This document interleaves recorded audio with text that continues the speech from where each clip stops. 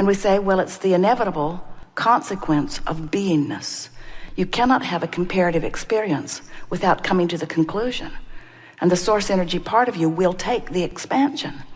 But what's in it for you, and the whole reason that you come forth, is because as you have become something as a result of the contrast that you've lived, and as you then turn your attention toward the idea of that becoming, because law of attraction is responding to this vortex of becoming, there is a current or stream that is calling you, and when you move in the direction of it, the satisfaction is nearly unspeakable.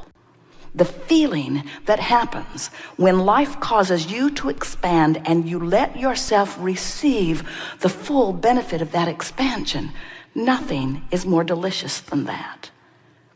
So you say, oh, so I came forth for the growth, and we say, you came forth for the joyous experience of expansion.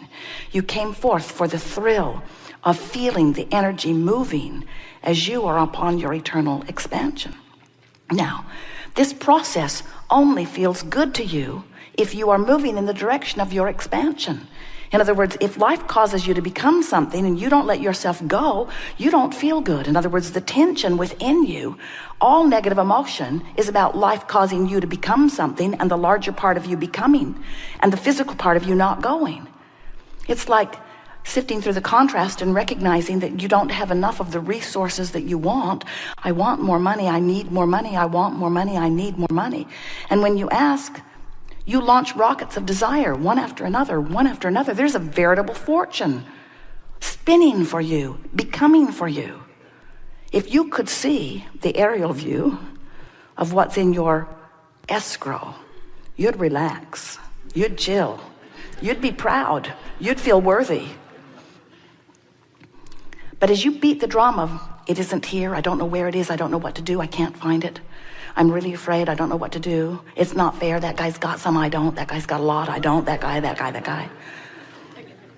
Rich one over there, probably deals drugs. As you continue to explore the contrast that now, after the asking, that same contrast defies the allowing.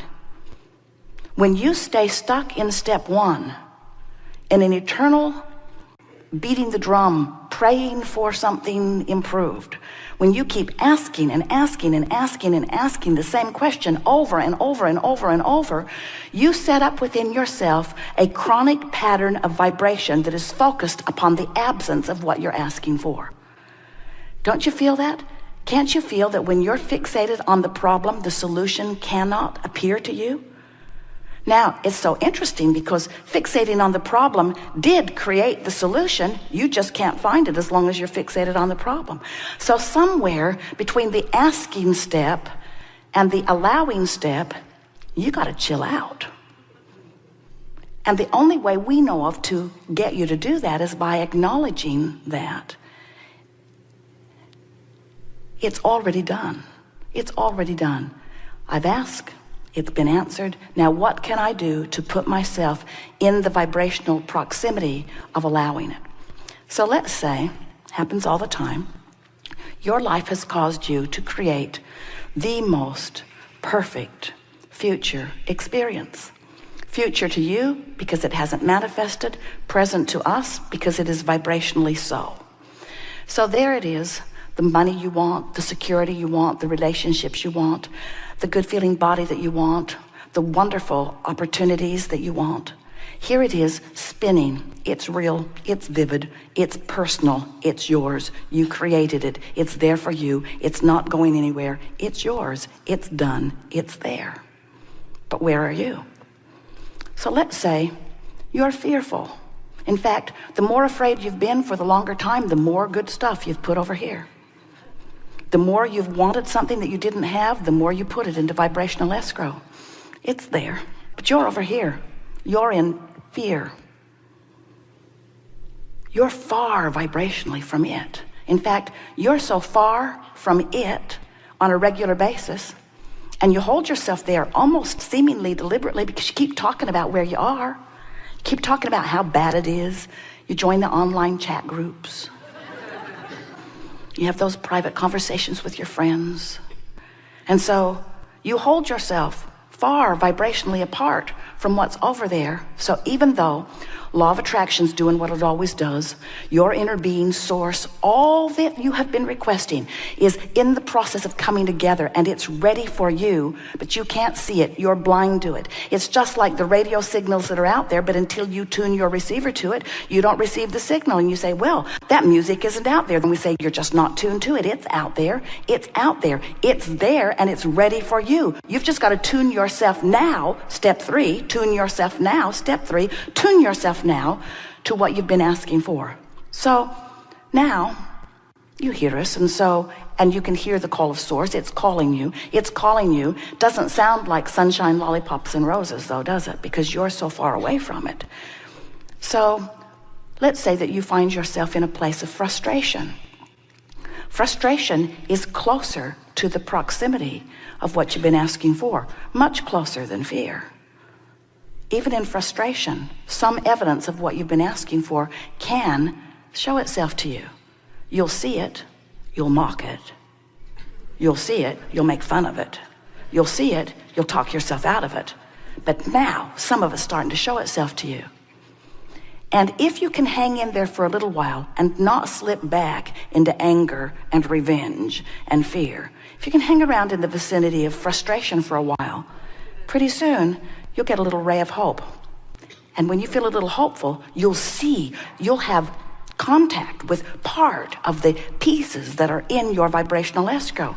Those little bursts of enthusiasm will give you a little more insight. And if you could hang around in hope just for a little while, there would be enough evidence from what's culminating in your escrow that you would then begin to believe. And somewhere between hoping and believing, you get in the vortex. And once you get in there, the universe will show you evidence after evidence after evidence after evidence of your ability to have or be or do anything that you're wanting. There are no limitations for you. You've got to tune yourself into what you are asking for. And the best way we can think of to describe that to you is you have to begin telling the story of what's in the vortex instead of the story of how you put it there. You've got to stop telling the stories of the struggle or the unfairness or the injustice. And some of those stories, we hear you. They're funny stories. They're entertaining. And we know, we watch you. Sometimes you're having a conversation with someone and they'll be telling a story about something, and it will trigger something within you about it because the story sort of sounds the same. It was about the same sort of thing.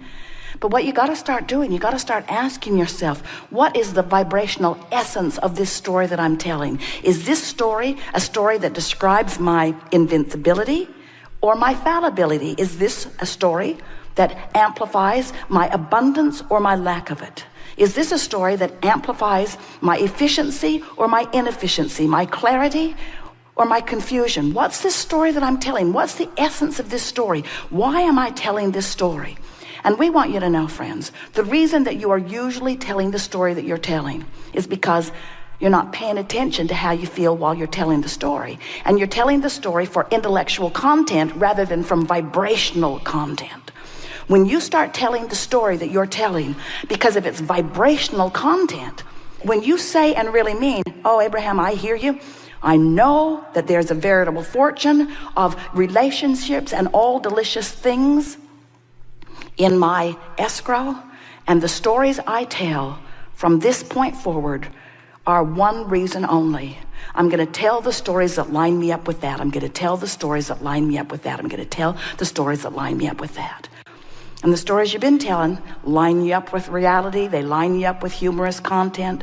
They line you up with people that you can relate to. They line you up with things that you're dredging up from the past. They line you up with all kinds of things. But nothing matters than that you line up with who you really are, because if you tell a story that takes you in the opposite direction of who you really are, you pull yourself apart. And that's what negative emotion is.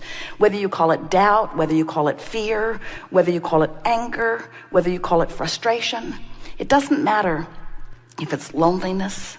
It does not matter what the negative emotion is. every single time it means. In the moment of it, you're telling a story that is keeping you away from who you really are. You see, we're not giving this to you because we think it is so important that you have all those things, or that you buy all those homes, or that you have all those relationships. We think it's nice if you get to do the things you want to do. But we're not telling you this because we think it is so important that all of those manifestations take place. We're telling you this because once life has caused you to expand and you don't keep up with who you are, you don't feel good.